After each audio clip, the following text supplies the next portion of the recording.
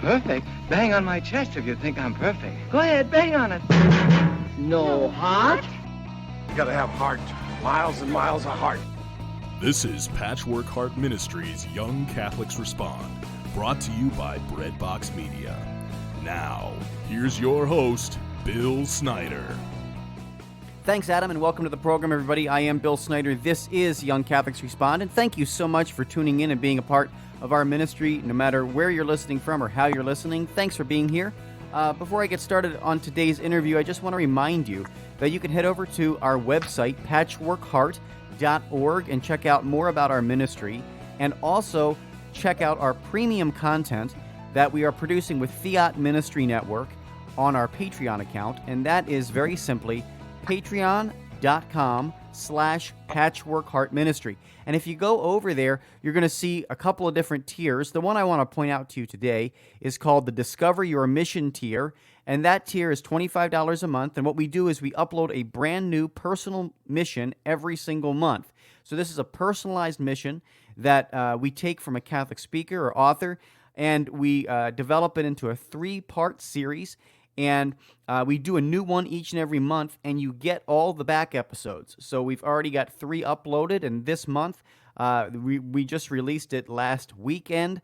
We have William Hemsworth's beautiful series on the Eucharist entitled The History and Unity of the Eucharist. So, folks, go over to our Patreon and check it out.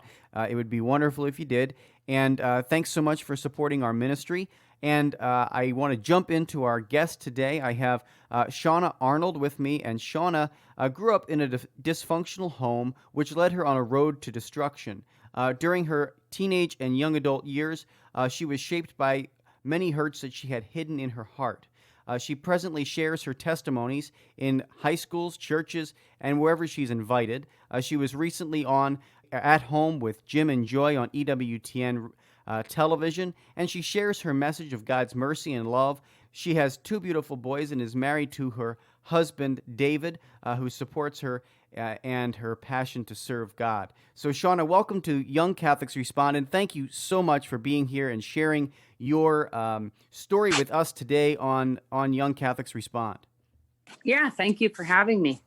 Yeah, it's amazing to talk to you. I just want to kind of ask you about your journey. You have an amazing story. I've heard it before, but our listeners haven't. So if you would just maybe start with your own words and start at the beginning and share with us your journey to the Lord. To sum it up in the little time frame I have here, roughly, I grew up in a pretty dysfunctional home. I experienced physical, sexual, mental, and emotional abuse growing up. My mother was addicted to prescription pills, and my father was a workaholic, and my dad was never around. He just worked all the time. Basically, I grew up in a home where I could pretty much do whatever I wanted because my mom would sleep pretty much till noon or later every day. We were kind of free to do whatever we did as kids growing up in our home.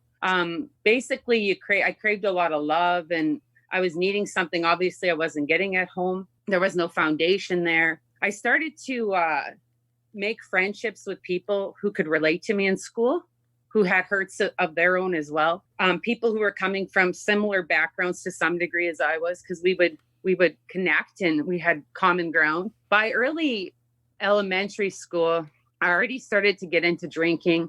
And how I did that was stealing alcohol from my friends' parents, liquor cabinets, having friends that had older siblings that would give us alcohol. And then eventually I started into using drugs by grade 9. So at this time in my life, I kind of just came in and out of the home, did whatever I wanted. I could be gone for long periods of time, and my parents didn't even really look for me or anything. That was kind of that degree, because all they did was fight with each other, and it was just so dysfunctional. It was just like a war zone. At this time too, and at about grade 9, I remember I decided at this time to quit school. And the reason for that was because of the name calling I was getting from all my peers as well as having the burden of my home life on my shoulders. So I'd be called names because people would see me hang around with these certain kids. But I want people to know that in reality, when you're like acting out and stuff, it's not because you're evil and bad. You're acting out because you're hurting. And that's exactly what it was. I was hurting, so desperately hurting. And I remember then at this time going into my drug addiction and quitting school. And then, of course, you need money for these addictions. So I remember at this time getting in trouble with the law quite a bit. I was actually placed in jail 3 times in my on my journey in and out of juvenile jails. My parents had separated. Basically, at this point, after they separated, my mom met this man really quick, and my dad met this other lady. My mom remarried this man, and he now became our stepfather, and he started to physically abuse my mother. And then I had learned he was physically abusing my little brother, and it was really hard for me to deal with. So at this time, what did I do? I turned back into my addictions to cope with the pain, because I thought, what can I do in this situation? Yeah. Because when I was in that situation, and back in the day, I did have the courage at one point in my journey to tell somebody, and they didn't really do too much. What they did was they threw me in a room and board situation, which how did room and board get to the root issue of my problem? It didn't. Yeah. And you got to remember, this is in the early 90s. Nowadays, there's a lot more help. But I also thought at this point, if I tell somebody about all this and they take my little brother away on my mom, what if my mom were to kill herself? And the reason I say that is because I grew up in a home with my mother saying that constantly, that she was going to take her life. And I thought, so what do I do in this situation? You're danged if you do, and you're danged if you don't. You tell somebody, what if that happens? You don't tell somebody, nothing happens. It's hard. So I just became more consumed into my addictions. Now at this time, at about the time I was 19, I became pregnant. And I remember telling my mom I was pregnant. And my mom told me that I should have an abortion. I actually didn't even know what an abortion was. I knew nothing about fetal development. I didn't know at 3 weeks the baby had a heartbeat. I was told none of that. And I thought, well, okay, I'll go to the doctor. I'll see what this is. I'll inquire. And I went to the doctor, and I remember on the black bed with the white paper, he took out a pen, he drew a circle, and he told me my baby looked like a pen dot. It was just a pen dot. And like I said, I knew nothing about fetal development. I thought, well, this is a doctor. He told me it's just a pen dot. What's the harm in that? My mom told me to do it. I had no support. I thought this is the best decision. So I remember at this time in my life, I was pretty much given a date and a time as to when I'd have this abortion. I remember at the time the roller coaster of emotions that went through my mind. I had one friend tell me it was my body and my choice. And another friend told me she'd help me raise the baby. I knew that wasn't going to happen because that friend was more messed up than me. I had nowhere to go, nowhere to turn. There's no way I was going to bring a baby to my mom's house with that abuse.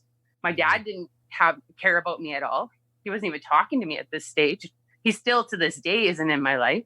He pretty much rejected and neglected us, all of his kids. So it's like, what do you do here? I had no support, no money. So I remember at this time, I thought, and to be honest with you, I'm going to be honest. And this is really hard for me to say, but this is the truth. Yeah. That at that time in my life, when I was pregnant, I actually was more concerned selfishly about going to the next party and getting high and drunk. That's all I cared about. And I wanted that more than that child in my womb. That's how much addiction had a grip on me. So I went through with this appointment for this abortion. And I remember my friend drove me to the hospital. I went in by myself, and pretty much I blocked everything out. I don't even know what happened. I can't remember to this day. I can tell you right after, though, I was in a hospital bed. And the only words I could use to describe how I felt was, I felt really fuzzy and I felt numb. I felt as if I killed my soul. I remember the nurse gave me a piece of toast and a juice. Like, she didn't talk to me. Like, they didn't tell me, oh, you could feel this way or this way. These are some symptoms you could have. I wasn't told any of this. Just basically, okay, here's your toast, here's your juice. Now go home, right? That's how I felt. And I remember my friend came back to get me. I went back down into the car and I looked in the mirror and I was as pale as a sheet of paper. That's how much blood I had lost from that abortion. And I'll never forget those painful cramps I had all the way home. But the thing is, when I got home, do you know what I did? I got more into heavier drugs, worse crimes, and I just got into this road of destruction even harder.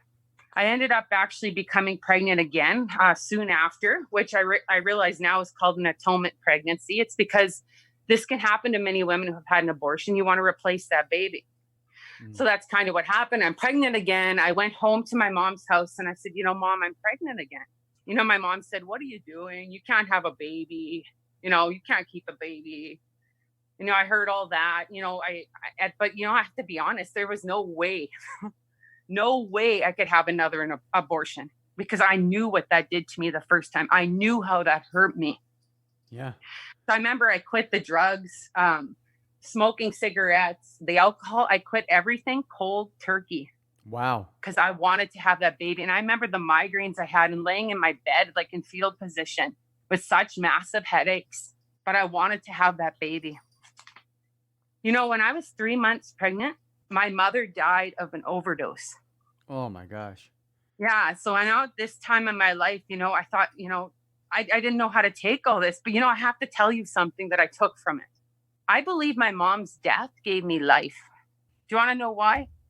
Because I thought I could stuff all this stuff in me, all these drugs, all these addictions, and it's not going to hurt me. I'm invincible. My mom was 43 when she died of that overdose. She died of 3 lethal doses of things. Now I'm telling you, you're not invincible and drugs can kill you. That actually woke me up to the reality of what drugs can do. And I remember now I was still flipping up and making mistakes. You still kind of stumble, but I was on this starting on this path of I want to change my life, Your story is so powerful. And it's just amazing what you went through. And I want to take a short break because I want to come back and I want to talk with you about that transformation of life because I know that that's where you're leading. Please stay tuned, folks. We're talking with Shauna Arnold. We're going to be right back after these messages here on Young Catholics Respond.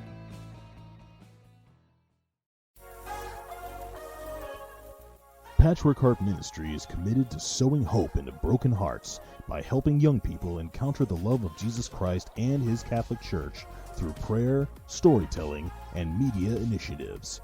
We invite you to prayerfully consider supporting this mission financially. Mail your tax-deductible donation to Patchwork Heart Ministry at P.O. Box 563, Lake Geneva, Wisconsin, zip code 53147, or visit patchworkheart.org to donate online.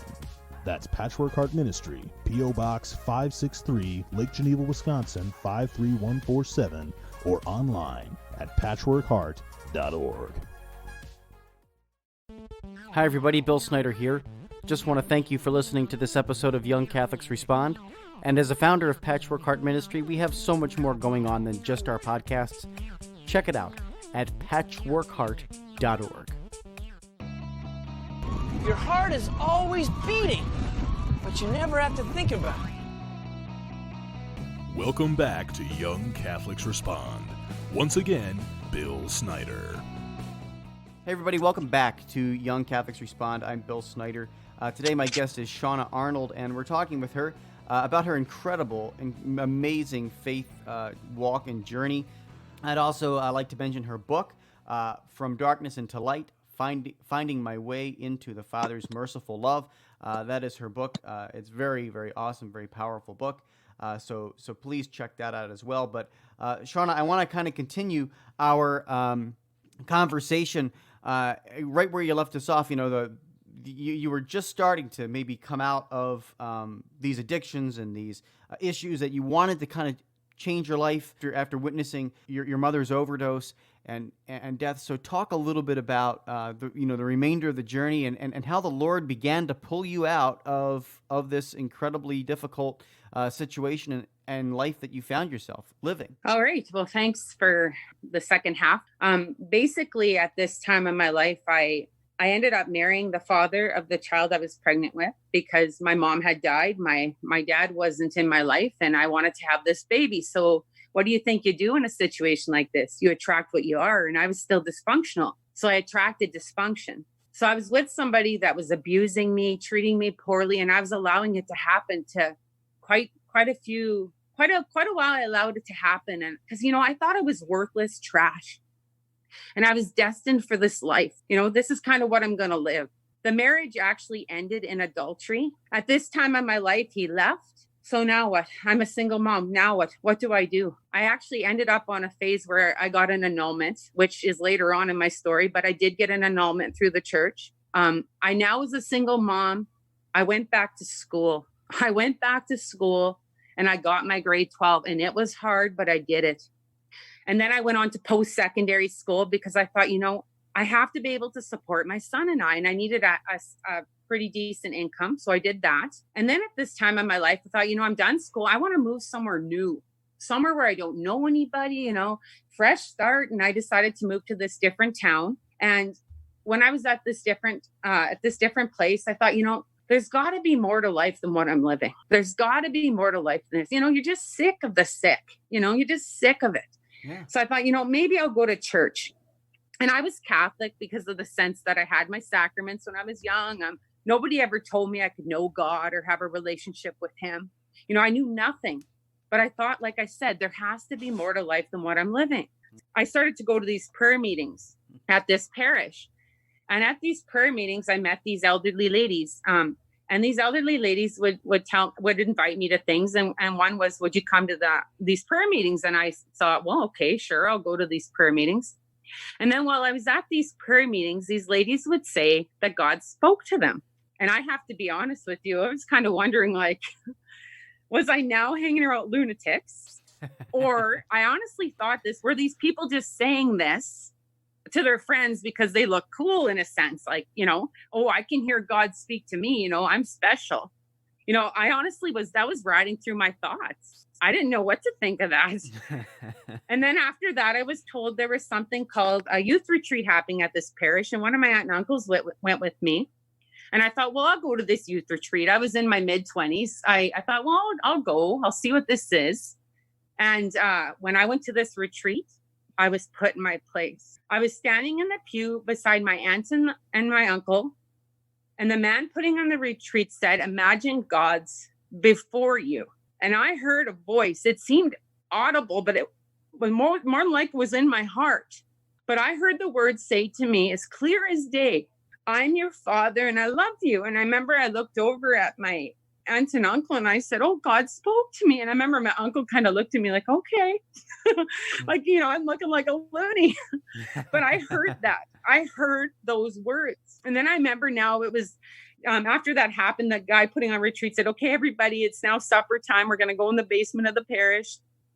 And I remember going downstairs and getting my plate of food and how do you eat? Yeah. How do you now eat your food? I was so excited. I remember even going in the bathroom and saying to people, God spoke to me. God spoke to me. I was just so excited. My heart was starting to open up. And then I was told something called adoration was going to be happening next after supper. And I didn't even know what adoration was. I had no clue what that even was. So I remember going back up into the church and on the pews, I noticed there was Kleenex boxes placed. And I remember thinking, well, what's with these Kleenexes? Is this an emotional thing? What is this? What's happening? And I remember when I went in, I found where I was going to sit and the priest came in. He came in with the monstrance and he placed it on the altar and he started saying a bunch of blessings. And at this time, it was dark. There's just candles lit. No one was staring at me or looking at me. And I had another experience during adoration. Now, you got to remember, my heart was starting to open up after hearing that. How do you not open your heart after hearing those words? And now my heart was opening up and I was ready to give all my garbage to the feet of Jesus.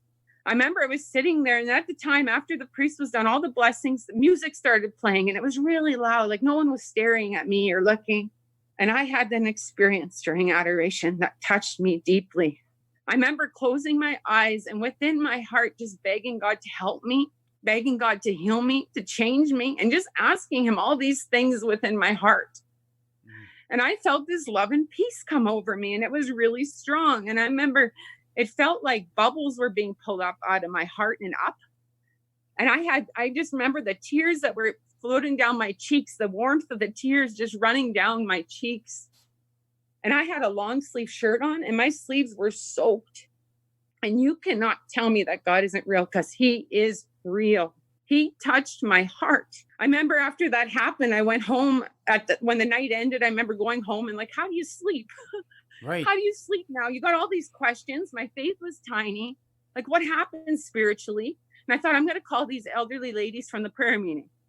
This one lady will tell me what happened, because I thought, she knew everything. Her faith was so much bigger than mine. She'd explain to me what happened. And I remember when I phoned her, she told me, well, God gave you a new heart.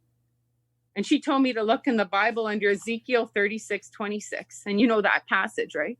So after that, I remember I was on fire for God. And I remember reading all these books about my Catholic faith and learning about saints and stigmata and Eucharistic miracles.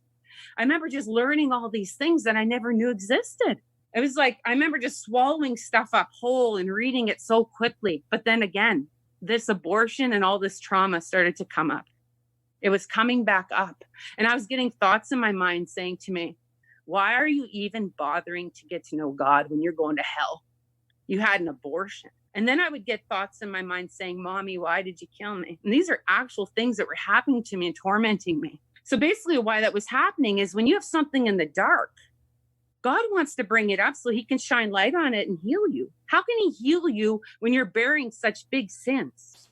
I had such big, huge sins buried under a carpet. So basically that's what was happening. So I remember at this point in my life, of course, I went to reconciliation, and, I felt so much better and lighter. But I have to be honest with you. It was me. I couldn't forgive myself for that abortion. I hung on to that, even though I repented of it. I shamed myself so much.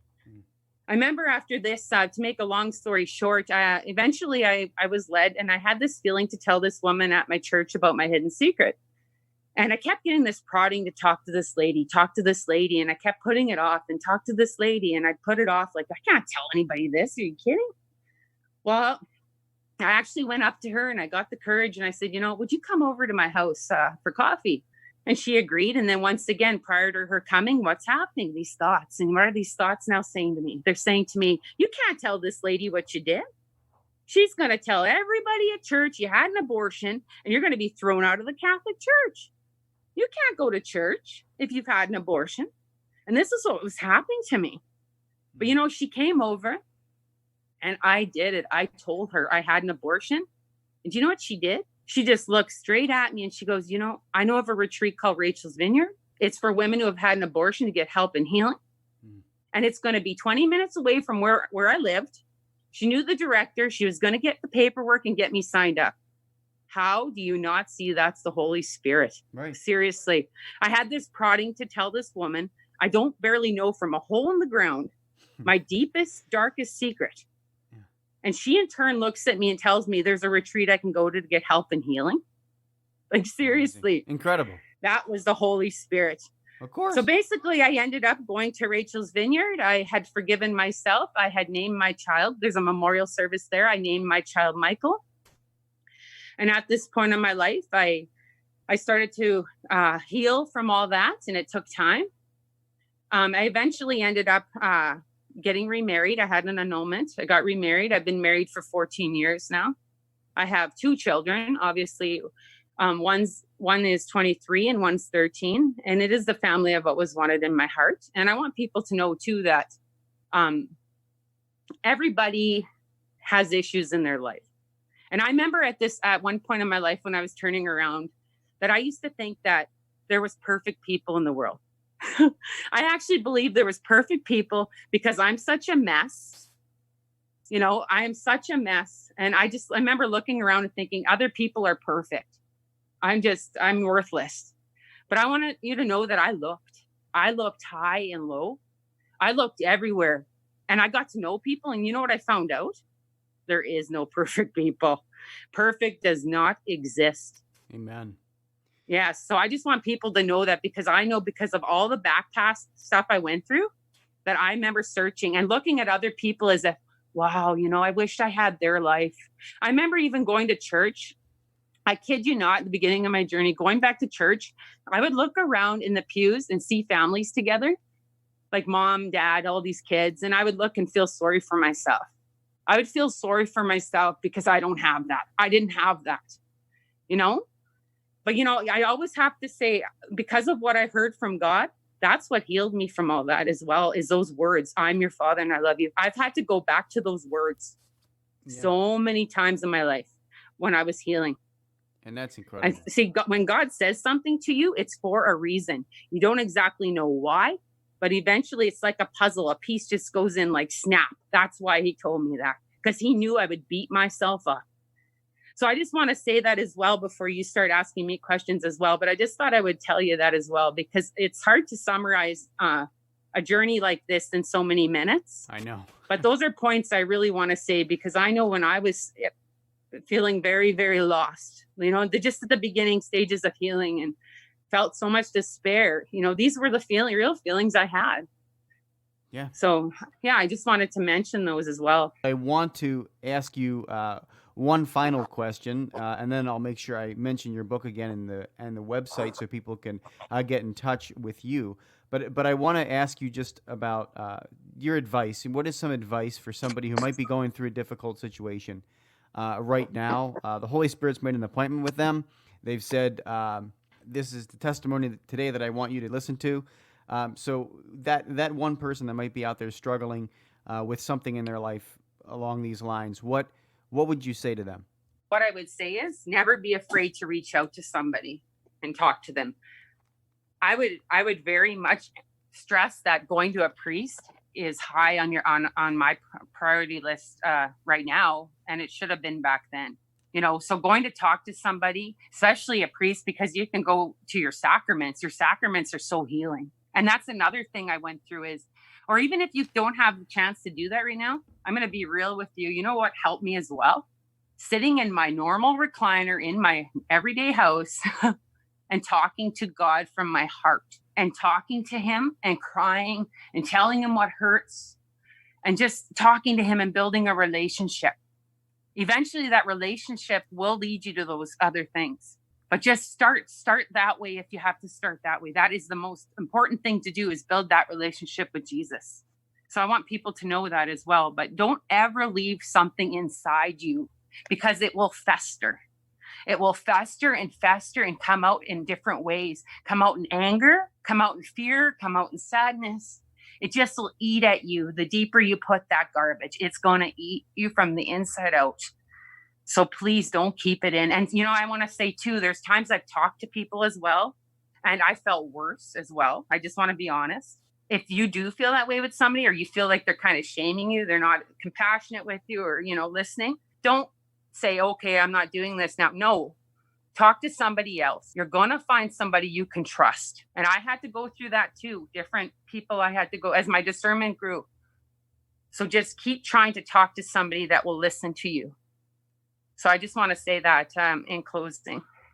Shauna, this has been such a pleasure having you on the program today, and your witness, your courage, your advice, everything for young people listening to this program. I just want to say thank you for being here. So really, thank you so very much. Yeah, thank you so much for having me. And I hope, I hope that this can help a lot of people become closer to Jesus. And I appreciate that you asked me to be part of your program. Yeah, absolutely. We'll definitely have you back. I want to just give people your website and your book. Once again, it's shaunaarnoldblog.wordpress.com. That's Shauna's website. Finally, I want to make sure that you all go and get a copy of her book. The book is From Darkness into Light, Finding My Way to the Father's Merciful Love. I'm sure it's available everywhere Catholic books are sold, including Amazon and the internet and everything like that, right, Shauna? Yes, definitely. It's on through my website. I send them out as well. I have an email on there. There's also, if you go in the menu bar, that you'll see the About page. You'll see my speaking pages, and you'll see a page specifically on the book with an email link. Definitely reach out to Shauna. Thank you, Shauna, for being my guest here on Young Catholics Respond. It's been an amazing pleasure to have you today, so thank you. Yeah, thank you. God bless. Yes, well, until next time, from all of us here at Patchwork Heart Ministry, I'm Bill Snyder. Keep beating to your Catholic heart. You've been listening to Young Catholics Respond, a radio initiative of Patchwork Heart Ministry. To learn more about our ministry and program, visit us at patchworkheart.org. Or to get exclusive access and early ministry updates, become our patron on Patreon by searching for Patchwork Heart Ministry.